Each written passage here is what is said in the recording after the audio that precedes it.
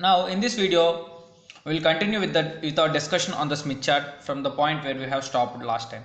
So now we have to find some parameters using Smith chart like a VSWR or S value and the reflection coefficient, Vmax point or V minimum point, L max point, L minimum point. So these are some parameters that are to be found using Smith chart, and we will go one by one. From the center, this is called as your VSWR. The point, suppose if you see this is some 5.2, so my S value will be 5.2.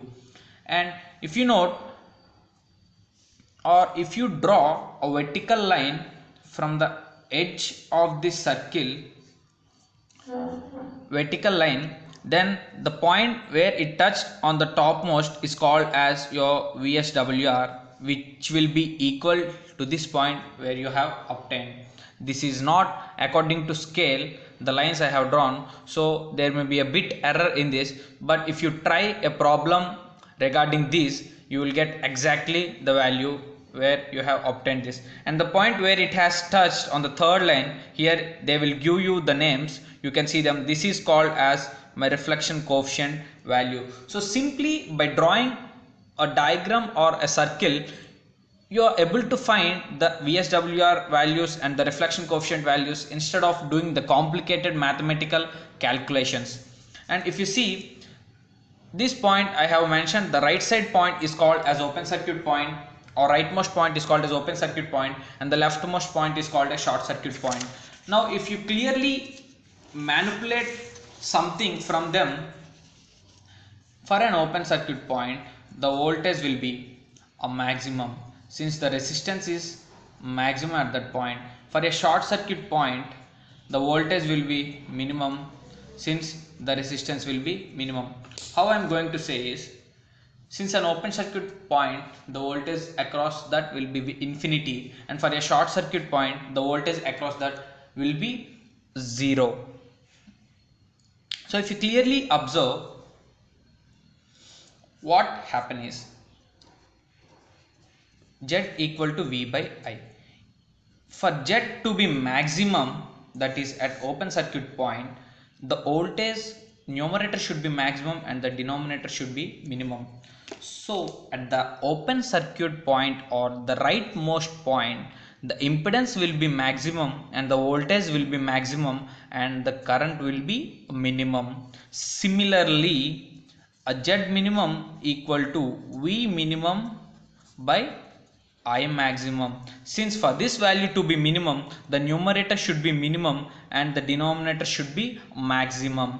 So at the short circuit point, the impedance is minimum and the voltage is minimum, whereas coming to current it will be maximum. So if you are asked to find the point, if you are given a point on the inductive side, then the rightmost point which you touch is the Z maximum point, and here it will be V maximum and here it will be I minimum. So for the point, the maximum voltage will be at this, and the distance at which the maximum voltage occurs is nothing but the length between this and this. So this length, which is roughly 0.01 lambda, 02 lambda, 03 lambda, 04, 05, it is 0.06 lambda for this, for in this case, and this is the length at which the maximum impedance or the maximum voltage occurs. And if you add this with a lambda by 4, since the whole circle is lambda by 2 and this value will be lambda by 4, if you add this length,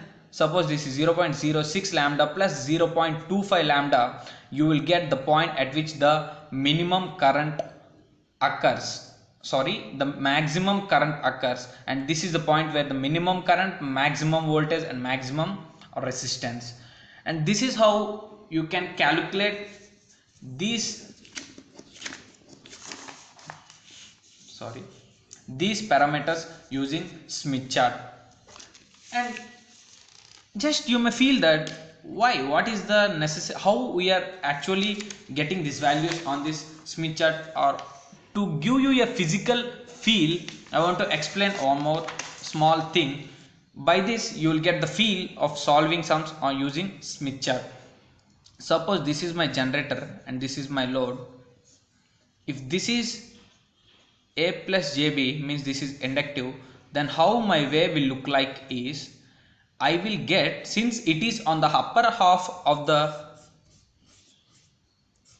Smith chart here for example, so if I go in the clockwise direction towards the generator, I will be obtained first with a maximum point. So the wave, how the wave will look like is, it will be obtained with the first maximum. So first we will get a maximum and next we will get a minimum. We know that this length is lambda by 4. So the length at which the maximum occurs, that is the length you have found in the previous, that is 0.06 lambda, is this length from the load end to the point where the first maximum will occur. If you able to find the first maximum, then if you simply add lambda by 4, then you will get the point where the minimum voltage will occur. Similarly, if it is A minus JB, then at first you will get the wave like this.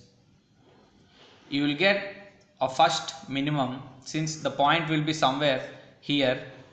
If you go like this, you will get the minimum voltage first, and at lambda by 4 you will get a maximum voltage. So with this figure or with this plot, I think you all get the physical feel of how we are getting the maximum and minimum points on the Smith chart. And that's all for this video, and these are the important parameters that one should know how to calculate by using the Smith chart. That's all for this video, and see you in the next one.